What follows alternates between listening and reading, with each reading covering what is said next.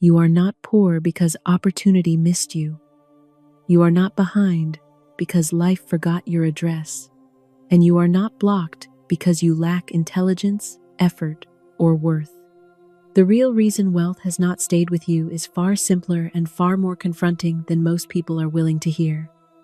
There is a law that governs increase as surely as gravity governs falling.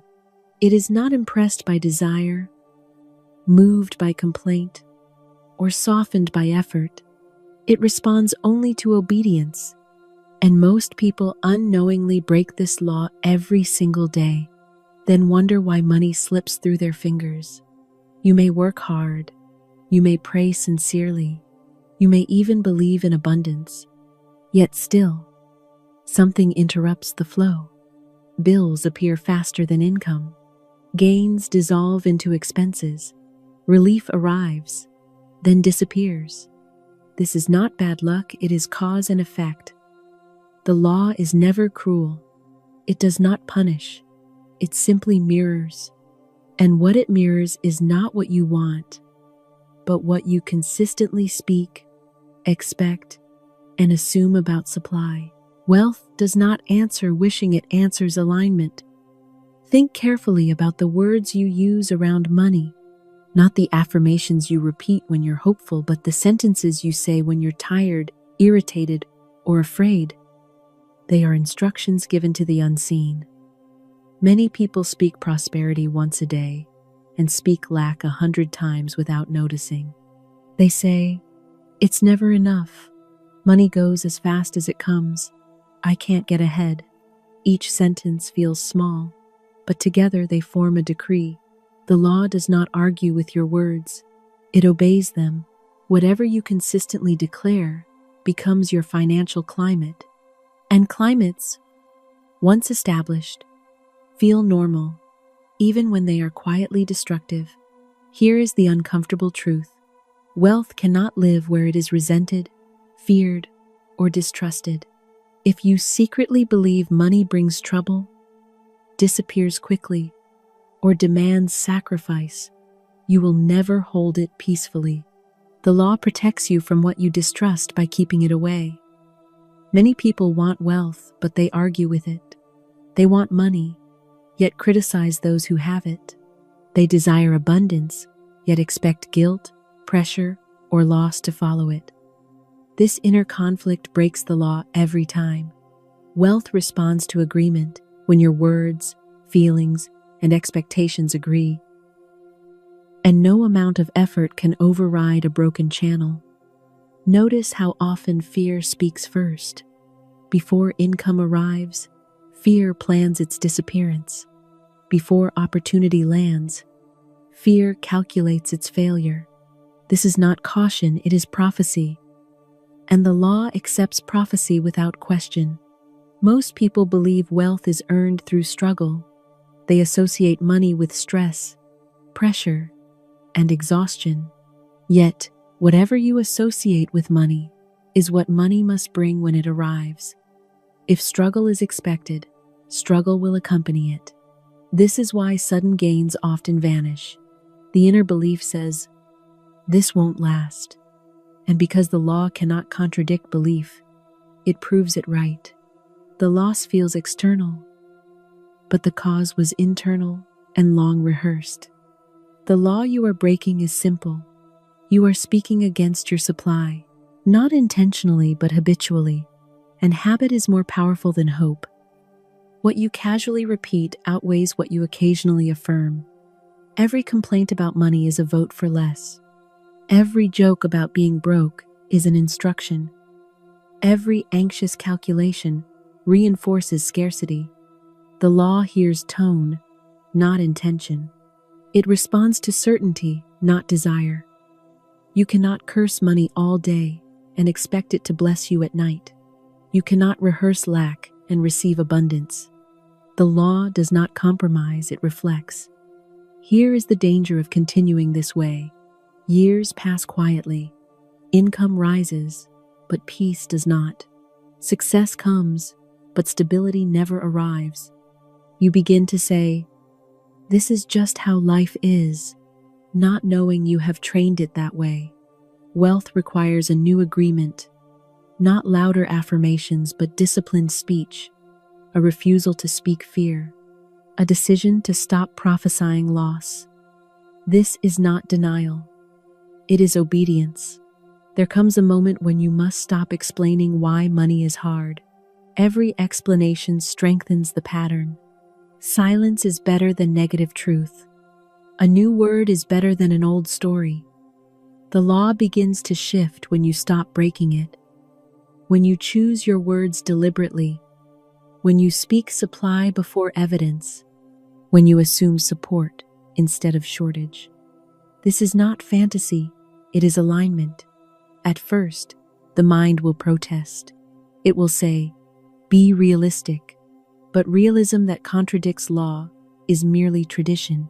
Truth operates whether it is popular or not. Wealth does not require you to chase it. It requires you to stop repelling it.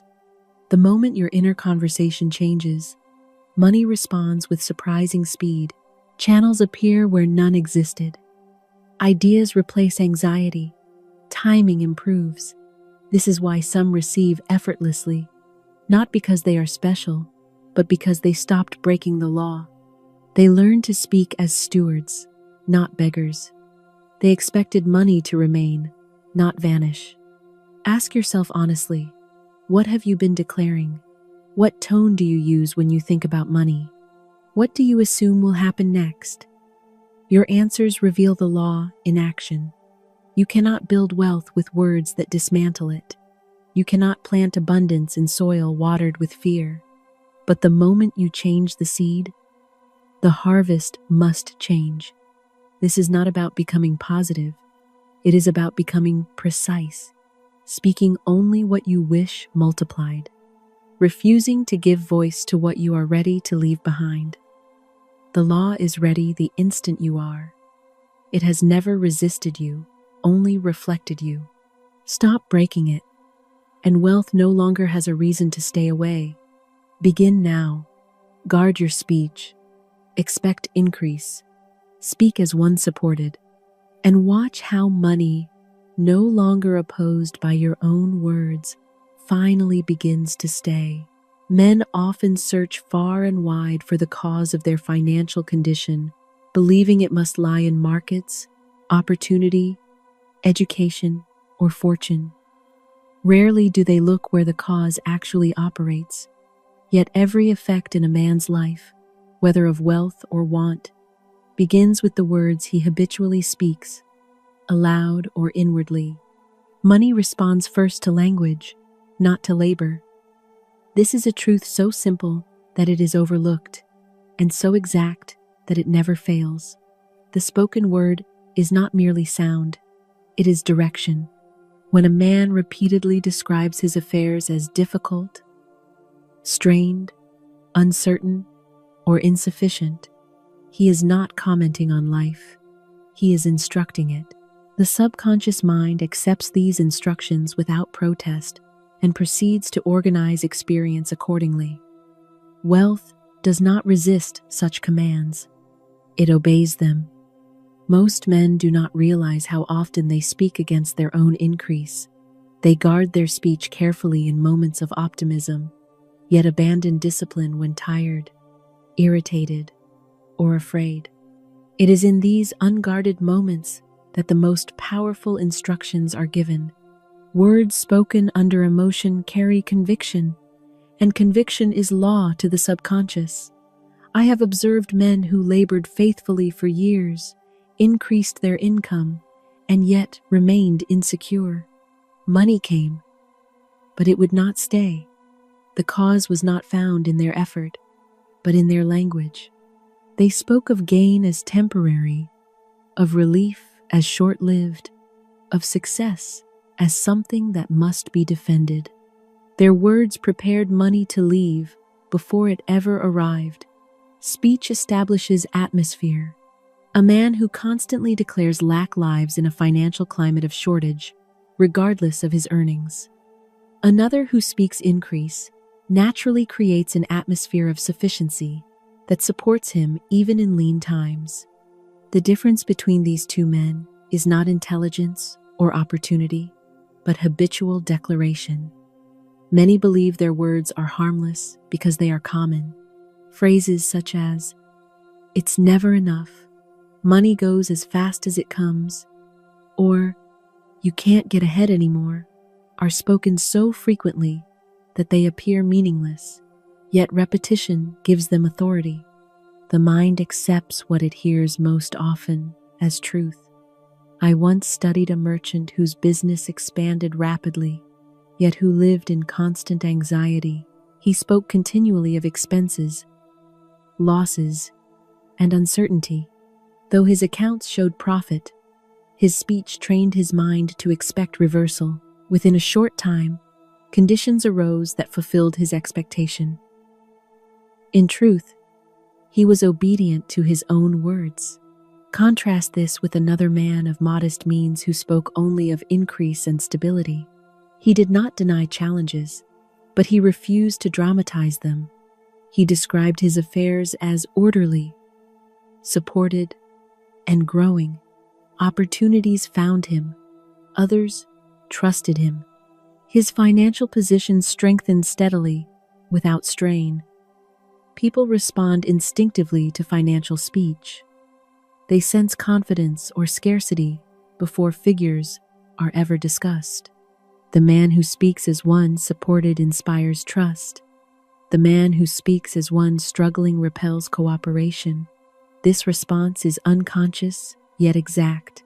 Speech also determines how a man treats money once it arrives. One who speaks of money as fleeting handles it nervously.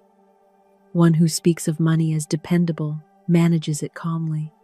Thus, speech not only attracts or repels wealth, but determines whether it is retained. Many men sabotage themselves through humor. They joke about being broke, about never getting ahead, about money always disappearing.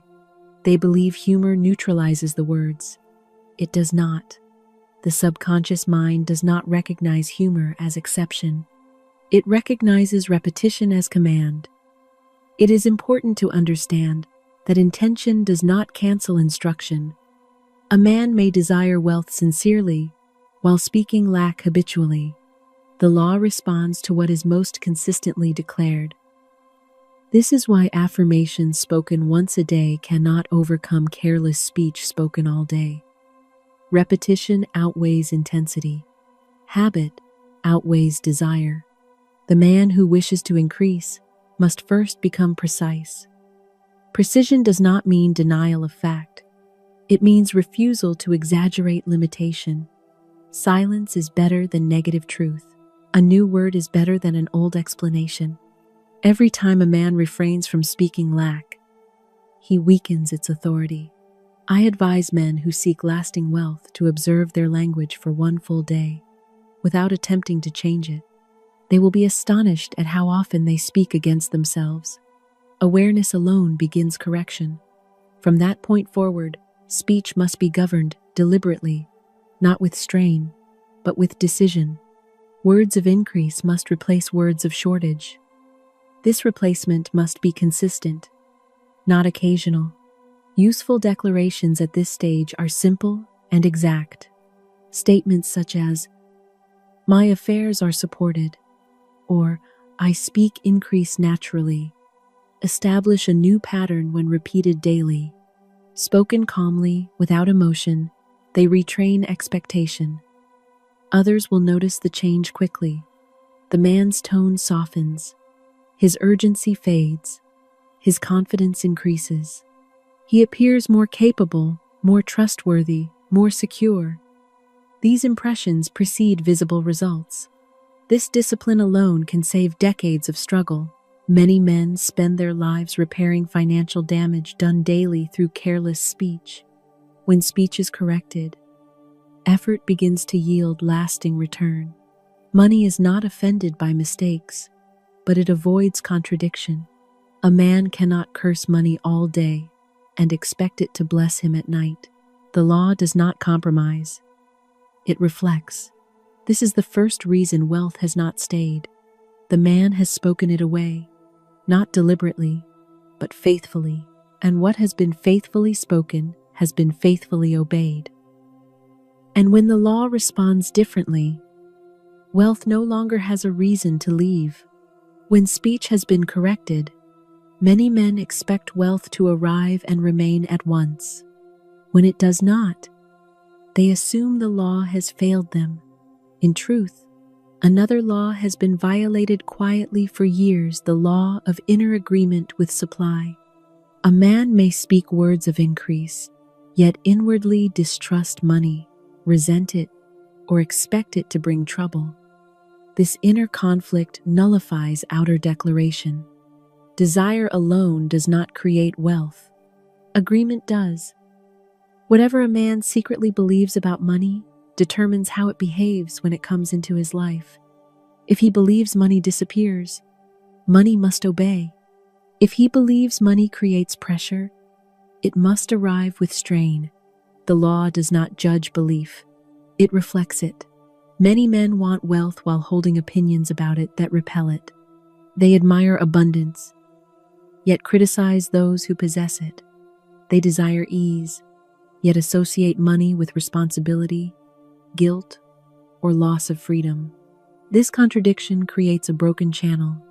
Wealth cannot flow through divided belief. I have known men who increased their income rapidly, only to find themselves burdened and dissatisfied. They earned more, yet felt less secure.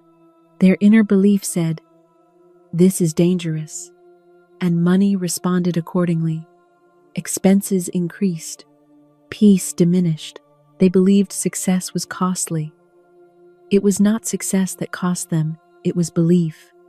Another man of modest means spoke of money as a tool of freedom and order. He respected it without fearing it. He welcomed it without clinging. When income increased, his peace increased with it. He did not battle money. He agreed with it. Others sensed this agreement instinctively. They trusted him with responsibility. They offered him opportunity. They believed he would handle increase wisely. Wealth moves toward those who appear at ease with it. Resentment is one of the most destructive forms of disagreement with supply. A man who resents wealth teaches his subconscious that money is unjust. The law then protects him from injustice by withholding wealth. This is not punishment. It is obedience. Envy operates in the same way. When a man envies another's success, he affirms lack within himself. He declares that supply is limited and unevenly distributed. The law reflects this belief by confirming scarcity in his own affairs. Fear is the most common form of disagreement. Many men fear money without admitting it. They fear mismanagement, loss, exposure, or obligation. They speak of wanting wealth, yet brace themselves against it. Wealth, finding no welcome, passes through quickly or avoids them altogether. Inner agreement is revealed not by what a man says in public, but by what he expects in private. When money appears, does he expect it to last or vanish? Does he relax or tense? These reactions expose belief more clearly than words. I once studied a man who repeatedly lost money through unexpected expense. When questioned, he admitted that each time income arrived, he thought, "This won't last." His belief was not malicious, it was habitual. The law responded faithfully. Contrast this with another who assumed continuity. He expected money to remain. He planned calmly. His expectation trained his behavior. Loss diminished. Stability increased. He did not chase money. He allowed it to stay. Agreement also affects how a man treats opportunity. One who distrusts wealth hesitates when opportunity appears. He delays. He overanalyzes. He waits for certainty. The man who agrees with supply acts decisively and confidently. Others notice this difference immediately. They offer greater responsibility to the man who appears comfortable with increase. They avoid entrusting wealth to one who appears anxious about it. This is why some men seem to receive effortlessly. It is not ease, it is harmony. Their beliefs, words, and expectations agree. Money meets no resistance in their minds. Affirmations at this stage must address belief, not desire. Statements such as, "I am at ease with abundance," or "I agree with supply," retrain inner posture. Repetition is essential, for belief was built through repetition and must be corrected in the same manner. It is not necessary to convince the mind forcefully. Calm repetition suffices. The subconscious mind responds to consistency, not argument. These changes are not forced. They are consequences of belief. Others respond accordingly. They trust his judgment. They cooperate more readily. Financial relationships improve. Money remains because it is welcomed without fear.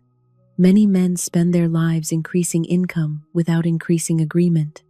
They wonder why wealth never feels secure. The answer lies not in effort, but in belief.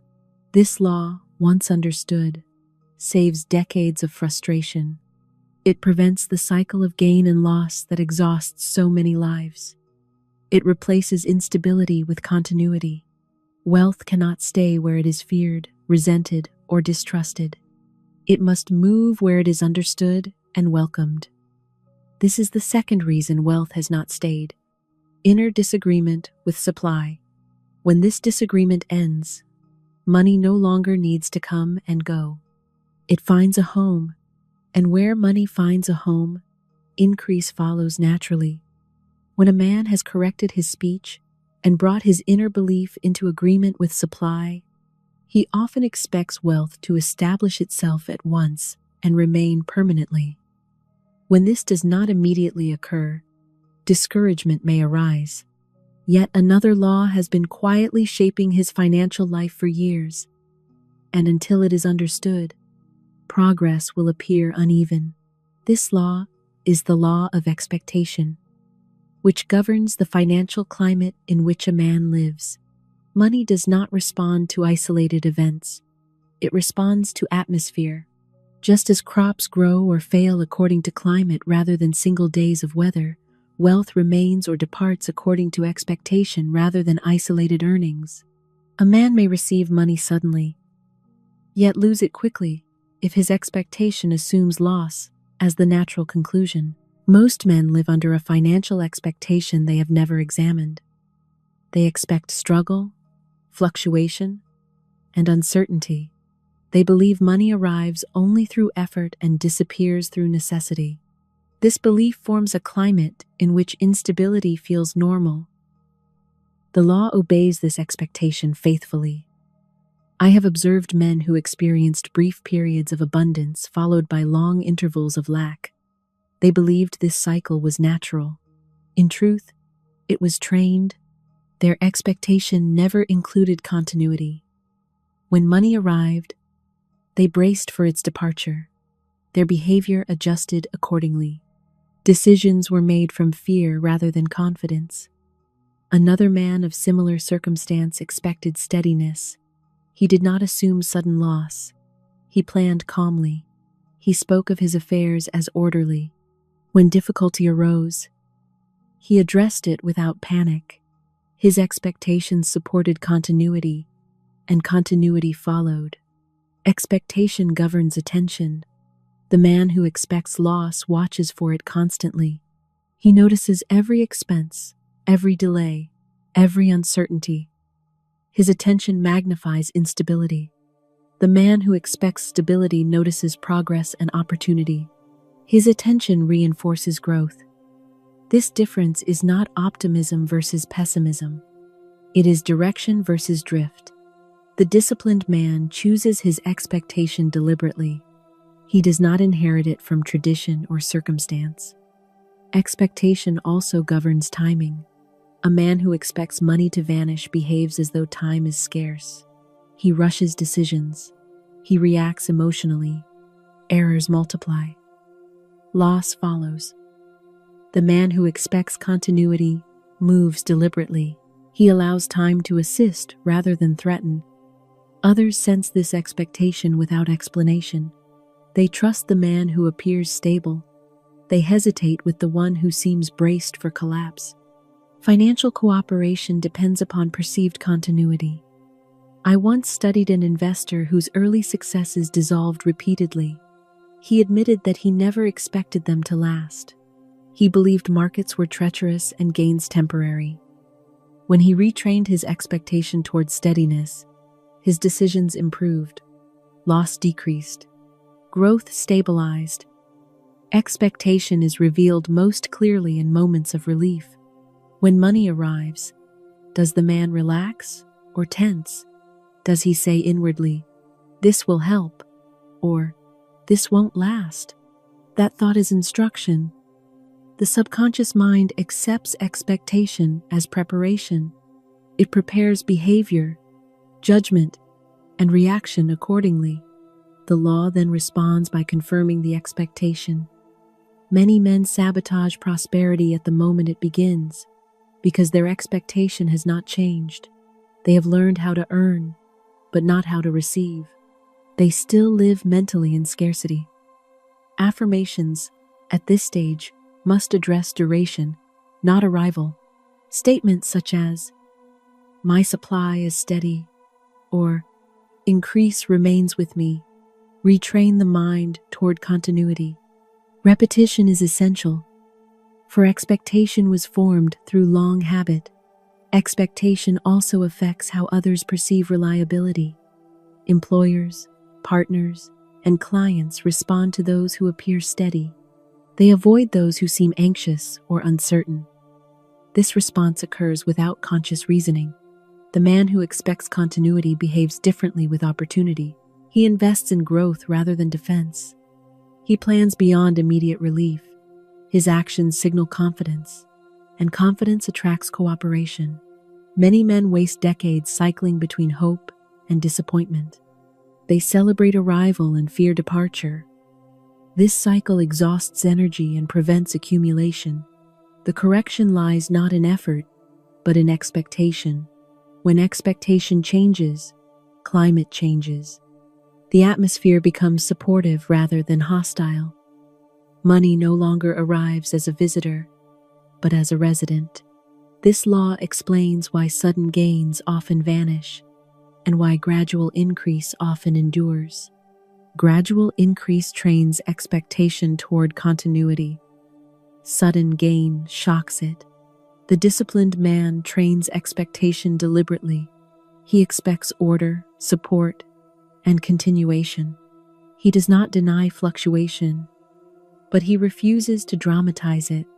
This practice alone can save many years of struggle. It ends the cycle of rise and fall that drains so many lives. It replaces instability with rhythm. This is the third reason wealth has not stayed. The expectation of loss has governed the climate. When expectation is corrected, wealth finds stability. And where stability exists, growth becomes natural rather than forced. Many men still find that wealth feels heavy, demanding, or difficult to carry. This condition reveals another law quietly at work, the law of emotional association. Money does not respond solely to thought. It responds to the feeling with which it is held. Every man carries an unspoken meaning for money. Some associate it with freedom and order. Others associate it with pressure, sacrifice, or danger. Whatever meaning is assigned becomes the condition under which money must operate. The law does not separate substance from sentiment. It delivers both together. Many men unknowingly bind money to struggle. They believe that wealth must be earned through exhaustion, defended through vigilance, and maintained through anxiety. The man gains income but loses peace. He wonders why success feels so heavy. I have observed men whose income increased steadily while their health declined.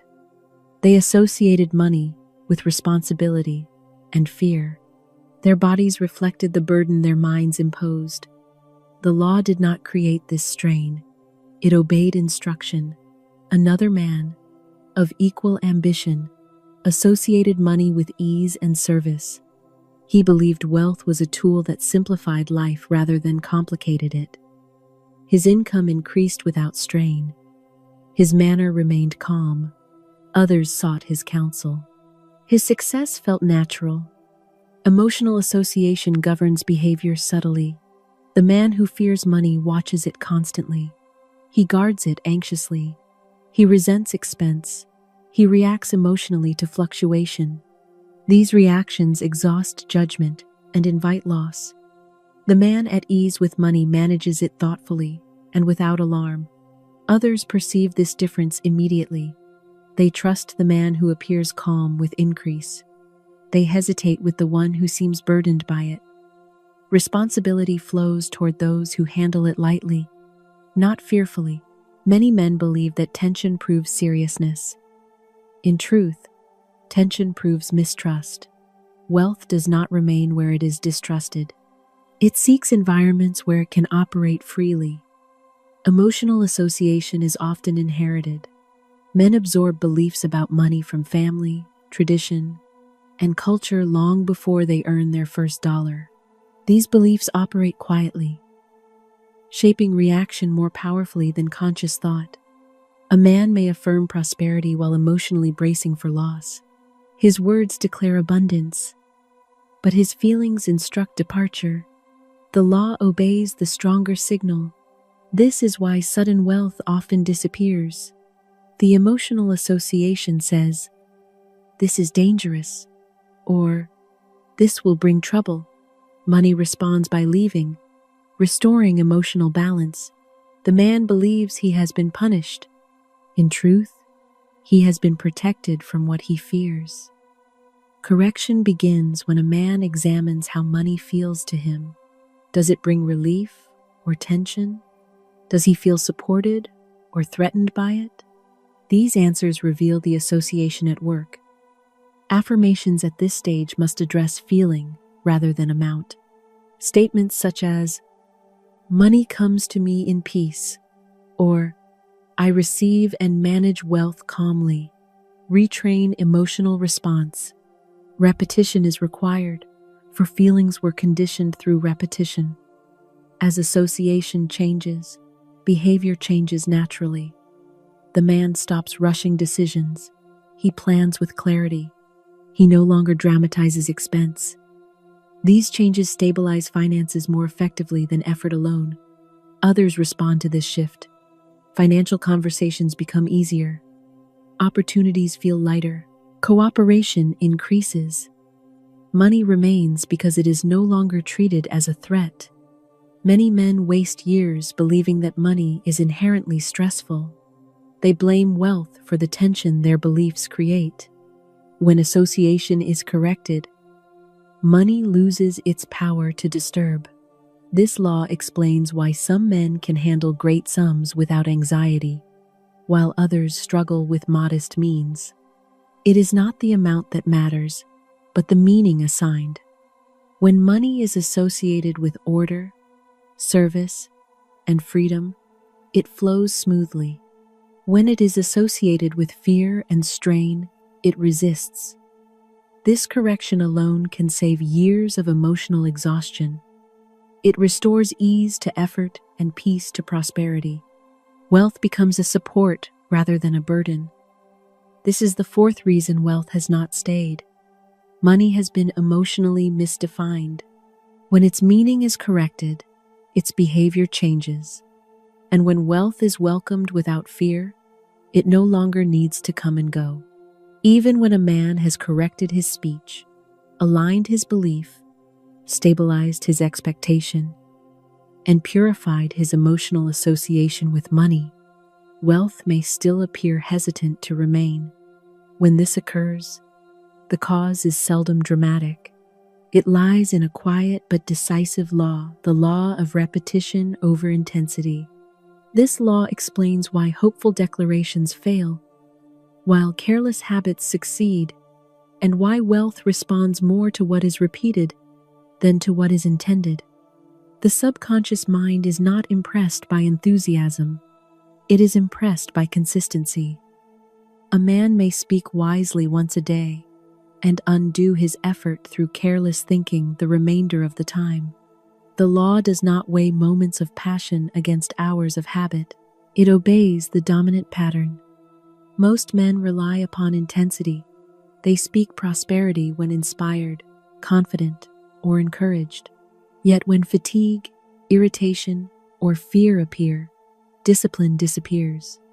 In these moments, the old language returns. It is here that financial destiny is shaped, not in moments of hope. I have observed men who attended lectures, read books, and spoke affirmations with great fervor, yet remained financially unstable. Their mistake was not lack of belief, but lack of discipline. They planted new seeds once a day and uprooted them unconsciously the rest of the time. Repetition creates certainty. Certainty governs action. Action produces results.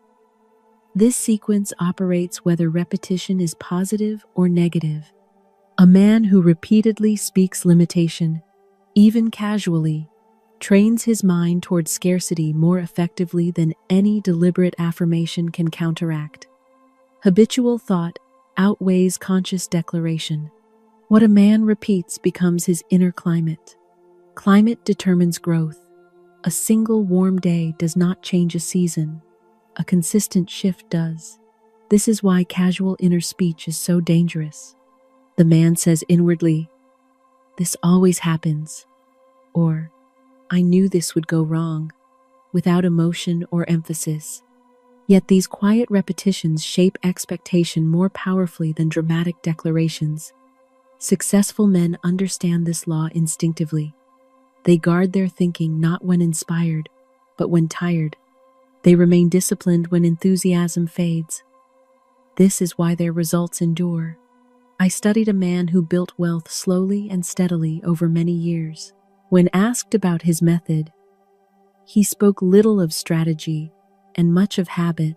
He said that he refused to speak or think of money as uncertain, even in difficulty. Over time, this refusal became automatic. Others observed that this man appeared calm under pressure. He did not react emotionally to expense or delay. His steadiness attracted cooperation. People trusted him because he trusted continuity. Intensity fades quickly. Habit remains. The man who depends upon emotional uplift will require constant stimulation. The man who depends upon habit will remain steady regardless of circumstance. Many men sabotage wealth through careless repetition. They repeat old financial stories to themselves daily. They relive past losses. They anticipate future difficulty. These repetitions reinforce the very conditions they wish to escape. Simple, repeated statements such as, "My thoughts support increase," or "I think consistently in terms of sufficiency," retrain the mind through quiet persistence. Repetition also governs action. The man who thinks consistently in terms of abundance behaves differently. He invests in improvement. He plans for growth. He does not panic under fluctuation.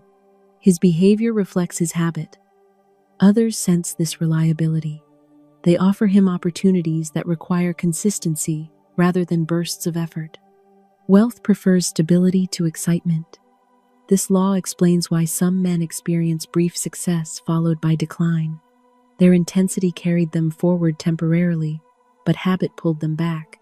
Lasting wealth requires habit to agree with desire. Many men waste years waiting for inspiration to return. They do not realize that discipline replaces inspiration. Once habit is established, inspiration becomes unnecessary. The correction here is simple but demanding. The man must observe his thoughts daily and refuse repetition of lack. He need not dramatize abundance. He must simply be consistent. This practice alone can save decades of repetition. It prevents the cycle of hope and disappointment that exhausts so many lives. It replaces emotional swings with steady advance. The law does not respond to what a man wishes. It responds to what he repeats. When repetition changes, results follow inevitably. This is the fifth reason wealth has not stayed. The repetition of scarcity has outweighed the intensity of desire. When habit is corrected, wealth no longer has reason to depart, and where repetition supports increase, wealth grows quietly and endures. Even when a man has disciplined his speech, aligned his belief, corrected expectation, purified emotional association, and governed repetition, wealth may still hesitate to establish itself fully. When this occurs, the cause is found not in thought alone, but in identity. A man may think wisely about money and still handle it as though he were only passing through it. This reveals the sixth law, the law of stewardship identity. Money does not remain where it is treated as a visitor. It remains where it is managed as a trust. The man who sees himself merely as an earner lives in cycles of gain and loss. The man who sees himself as a steward lives in continuity. Identity determines behavior long before results appear. Many men unconsciously expect to lose money because they do not see themselves as capable keepers of it. They believe income is something to be endured, spent quickly, or defended anxiously. This belief instructs the law that money does not belong to them for long. I have observed men who earned large sums repeatedly, yet never built stability. They spoke wisely and worked diligently, yet money slipped away. When questioned, they admitted that they never expected to hold wealth long term. They believed loss was inevitable. Their identity was temporary. Contrast this with another man of modest beginnings, who regarded money as a responsibility entrusted to him. He spoke of it with respect, managed it calmly, and planned for its use beyond immediate relief. His income increased gradually, but his stability increased steadily. Others sensed this stewardship instinctively. They trusted him with responsibility. They offered him opportunity. They believed he would manage increase wisely. Wealth responds to this confidence. Identity governs how a man behaves when money arrives. The earner reacts emotionally. The steward responds thoughtfully. The earner feels relief. The steward feels responsibility. These reactions determine whether money stays or departs. Many men unknowingly repel wealth by treating it as accidental. They say inwardly, "This came unexpectedly," or "I was lucky." Luck implies impermanence. The law responds by restoring the expected condition. The steward does not attribute increase to accident.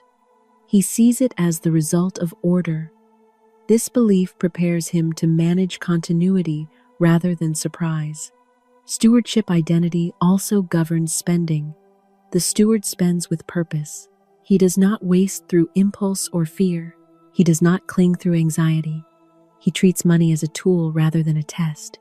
Others respond to this identity quickly. Employers entrust stewards with larger responsibility. Partners seek them out. Opportunity gravitates toward those who appear capable of managing increase without distress. This law explains why some men remain poor despite strong beliefs. They have not accepted the identity of keepers. They believe unconsciously that wealth is something that happens to others. Affirmations at this stage must address identity, not income. Statements such as, "I am a wise steward of supply," or "I manage increase with calm authority," retrain the self-image. Repetition is essential, for identity is built through habit. As identity changes, behavior changes without force. The man plans differently. He delays gratification wisely. He invests in stability rather than relief. These actions support continuity naturally. Many men waste years waiting for wealth to make them feel secure. Security precedes wealth. It arises from identity. The steward feels secure because he trusts his management, not because of amount.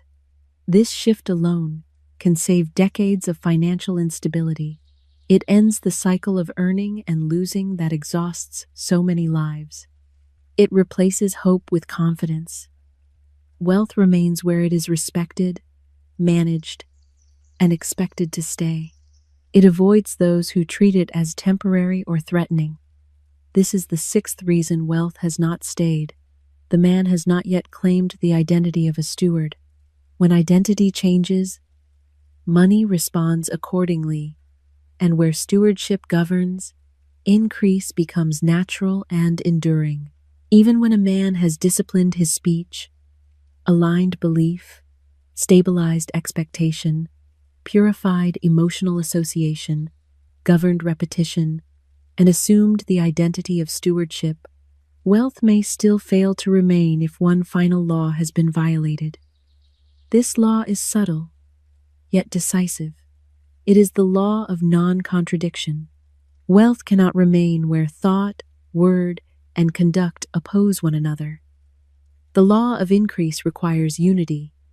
Many men speak prosperity, yet behave defensively. They affirm abundance, yet explain hardship endlessly. They expect increase, yet prepare constantly for loss. These mixed signals confuse the law. Money, which responds to clarity, withdraws from contradiction. The subconscious mind cannot serve two masters. It cannot prepare simultaneously for increase and retreat. When a man speaks confidence, but rehearses fear inwardly, the stronger signal prevails. Fear, repeated quietly, overrules hope spoken aloud.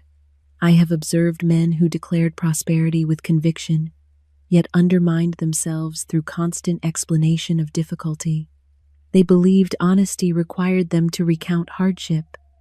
In truth, repetition of hardship was instruction. Silence would have served them better. The law does not require denial. It requires coherence. A man need not pretend abundance exists where it does not. He must simply refuse to speak against what he is building. Explanation is not obligation. Restraint is wisdom. Contradiction often hides in conversation. A man says, I believe in prosperity, and then adds, but times are hard. That single addition reverses the command. The subconscious accepts the last word as final authority.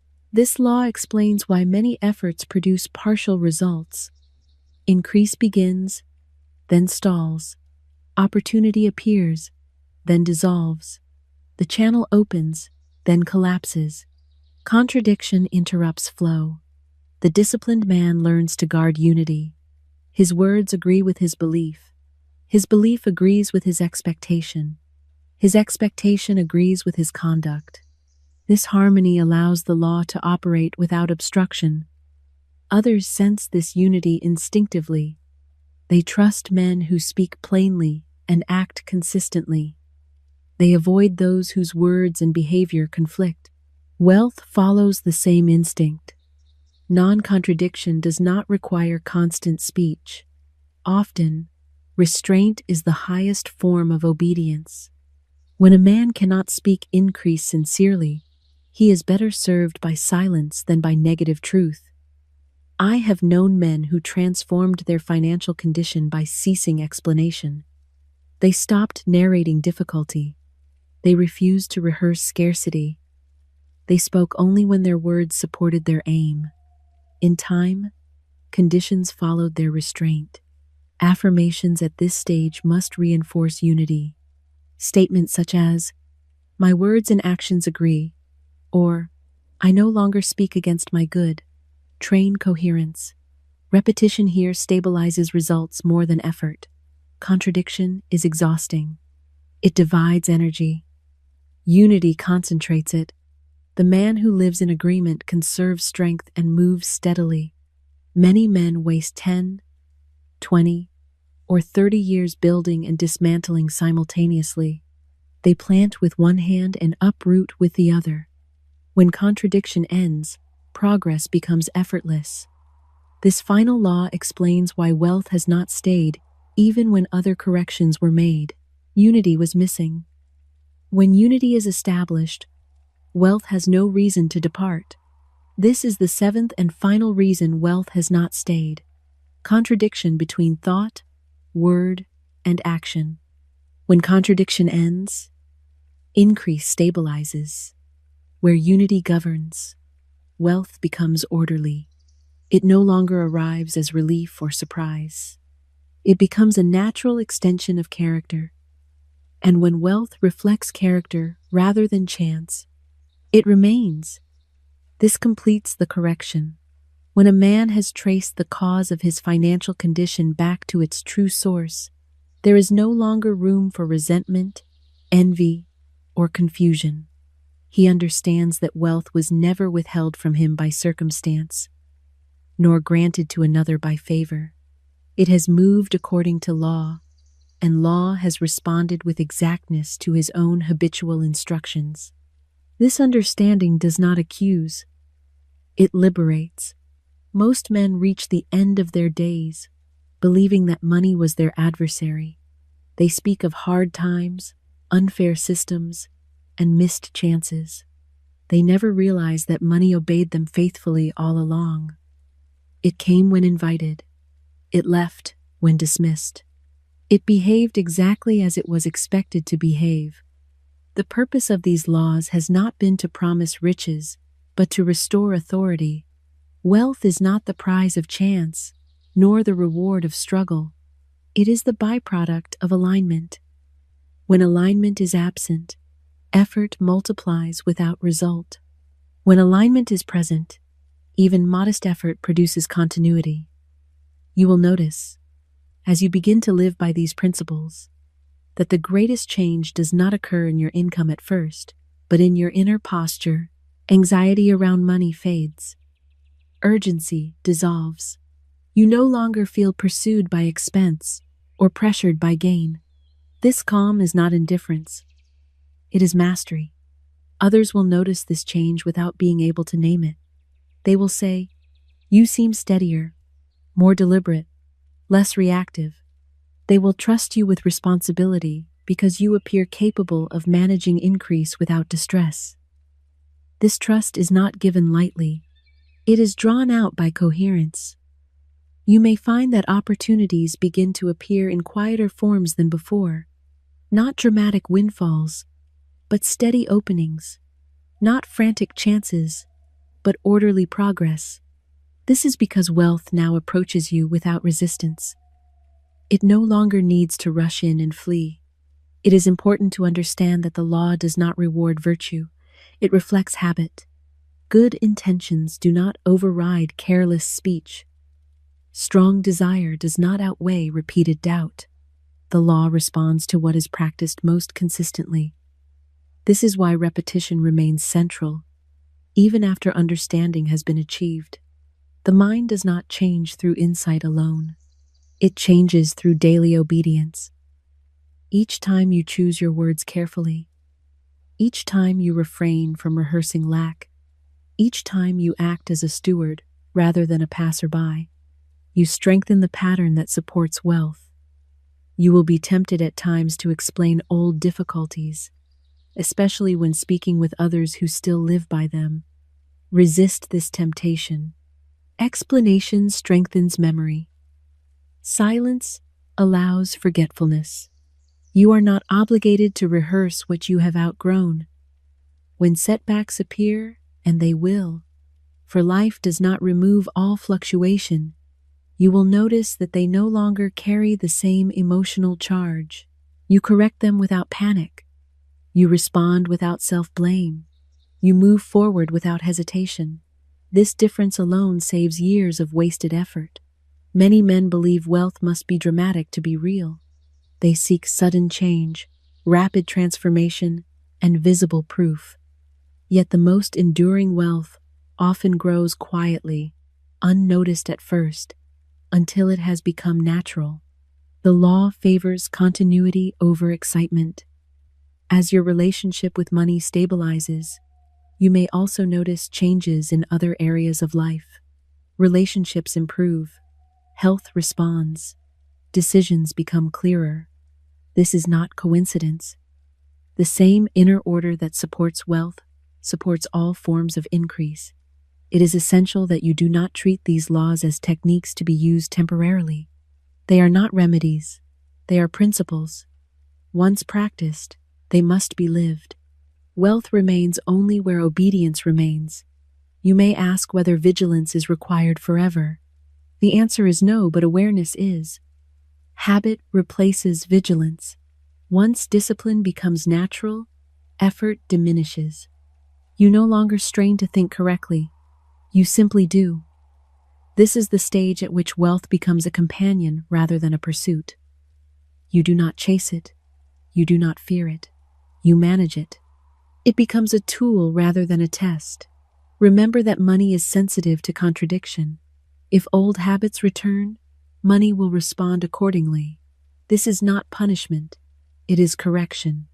The law always signals deviation promptly.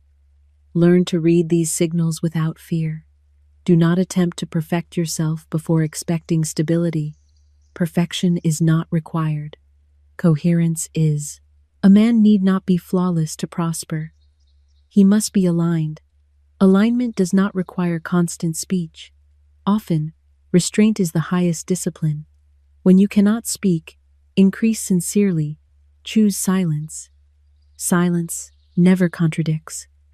As years pass, you will realize that what you have gained is not merely financial stability, but freedom from inner conflict. Money no longer argues with you because you no longer argue with it. Agreement has been restored. This is how decades are saved, not by avoiding effort, but by eliminating waste, not by seeking more, but by breaking fewer laws. The man who understands this arrives sooner, rests more easily, and endures longer. If you ever doubt the value of this discipline, observe those who ignore it. Watch how they earn and lose repeatedly. Watch how anxiety accompanies every gain. Watch how explanation replaces progress. Then return quietly to obedience. You are not asked to believe blindly. You are asked to observe honestly. The law proves itself through results, not promises. Carry this knowledge lightly. Do not preach it. Live it. Wealth follows conduct more faithfully than doctrine. In time, you will find that increase no longer surprises you. It feels expected, natural, orderly. This is the sign that the correction is complete. Wealth stays where it is welcomed, respected, and managed without fear. It departs where it is argued against, distrusted, or spoken away. You now know the difference. Let this knowledge govern your speech, your expectation, your identity, and your conduct. Do not rush the process. Order establishes itself quietly, and when wealth remains not as a visitor, but as a resident, you will know that the law has done what it always does. Reflect obedience with exactness. This is not the end of instruction, but the beginning of stewardship. And stewardship, faithfully practiced, never lacks supply. There comes a stage in every man's life when explanation must end and demonstration must begin. Up to this point, you have examined causes, corrected habits, and traced results back to their source. From this moment forward, the work is no longer intellectual. It is practical. Wealth will no longer respond to what you understand, but to what you live. Most men believe that once a principle is learned, it has done its work. This belief is the reason so many improvements fade. Law does not respond to recognition. It responds to use. A principle admired but not practiced loses all authority. A principle practiced quietly becomes invisible because it has become natural. If wealth has failed to remain in your life before now, it was not because you were incapable of prosperity. It was because your habits instructed money to behave as a visitor rather than a resident. The correction of that habit does not require force. It requires consistency. You will notice, if you observe carefully, that the mind seeks to return to old explanations in moments of fatigue. It wishes to speak familiar phrases, recount familiar stories, and justify familiar limitations. These impulses are not truth. They are habit asking for permission. Each time you refuse permission, habit weakens. Do not be disturbed when old thoughts arise. Thought arises automatically. Authority is exercised by response. You are not judged by what appears in the mind, but by what you agree with, repeat, and act upon. This distinction frees you from self-condemnation and places responsibility where it belongs. The man who grows wealthy in lasting fashion does not monitor his progress constantly. He trusts the process because he governs the cause. He no longer counts every step or measures every fluctuation. He has learned that continuity cannot be forced, only allowed. Others may still speak of money with anxiety, urgency, or complaint. Let them. You are not required to correct them, nor to join them. Participation reinforces pattern. Silence dissolves it. A man does not rise by argument, but by example. As your financial life becomes steadier, you may notice a curious change in your sense of time. The years no longer feel hurried. You are not rushing to catch up, nor bracing for setback. You are moving forward in rhythm. This rhythm is the natural companion of order. Many men spend the greater part of their lives oscillating between hope and fear. They anticipate improvement and dread reversal. This oscillation is exhausting. When unity replaces contradiction, the oscillation ends. Life becomes simpler, though not smaller. You may also discover that the desire for sudden wealth diminishes, not because ambition has faded, but because confidence has replaced hunger. The man who trusts continuity does not crave shock. He prefers reliability. Wealth responds accordingly. It is worth noting that law does not reward secrecy or display. It rewards obedience. You need not announce your discipline. In fact, it is best that you do not. Quiet habits are the strongest habits. When temptation arises to recount former struggles, remind yourself that repetition gives life to memory. What you no longer wish to experience does not deserve rehearsal. Gratitude may acknowledge the lesson, but explanation prolongs the pattern. You may at times feel alone in this discipline. Many around you will continue to speak lack while pursuing abundance. They will believe this contradiction harmless. You now know otherwise. Remain firm without becoming rigid. Obedience does not require argument. Observe carefully how people respond to you as your inner order deepens. Conversations become easier. Financial matters are discussed without tension. Decisions are reached without drama. These are signs that your conduct is now aligned with increase. The law does not require you to be flawless. It requires coherence. Occasional error does not dismantle structure. Self-reproach serves no law. You will find that as wealth becomes stable, generosity becomes natural. Not reckless giving, but intelligent circulation. Money that is trusted flows freely and returns readily. This is not sentiment. It is observation. Stewardship matures when giving is practiced without anxiety and receiving without guilt. Both are forms of agreement. Both instruct the law that money is understood. There will come a point when you no longer think of these laws individually.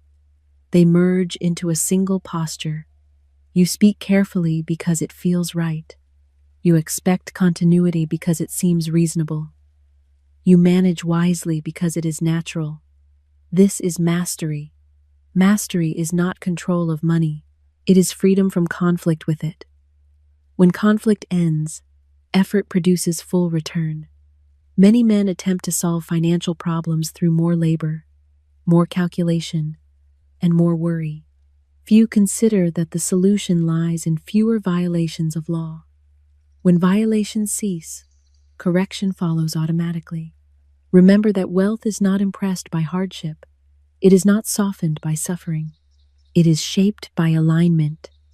The sooner this is accepted, the sooner struggle gives way to order. You have now been given explanation enough. From this point forward, results will become your teacher. Observe them carefully, without emotion. When increase appears, note what preceded it. When contraction appears, examine what was contradicted. Law always leaves evidence. This method saves years because it replaces confusion with clarity. Instead of guessing, you observe. Instead of hoping, you correct. Instead of blaming, you align. The man who practices this discipline quietly becomes difficult to impoverish, not because circumstances favor him, but because his conduct does not repel supply. Wealth remains because nothing pushes it away. If at any time progress seems slow, resist the urge to interfere. Growth is not hurried by impatience. It is interrupted by doubt. Continue governing cause and allow effect to mature. You may find that what you once called enough expands naturally, not because desire grows, but because capacity grows. Stewardship enlarges what it governs. This is the final understanding. Wealth does not change a man, it reveals him. When inner order exists, wealth confirms it. When disorder exists, wealth exposes it. You have corrected the cause. The effect will follow in its proper season. Live now as one who expects continuity. Speak as one who understands increase. Act as one entrusted with responsibility. These are not attitudes to assume, but facts to embody. And when wealth remains not through effort, but through harmony, you will know that you have ceased breaking the law and begun cooperating with it. From that cooperation comes stability. From stability comes freedom. From freedom comes the quiet confidence that no circumstance can easily shake. This is the true reward, not money itself, but the mastery that allows it to stay.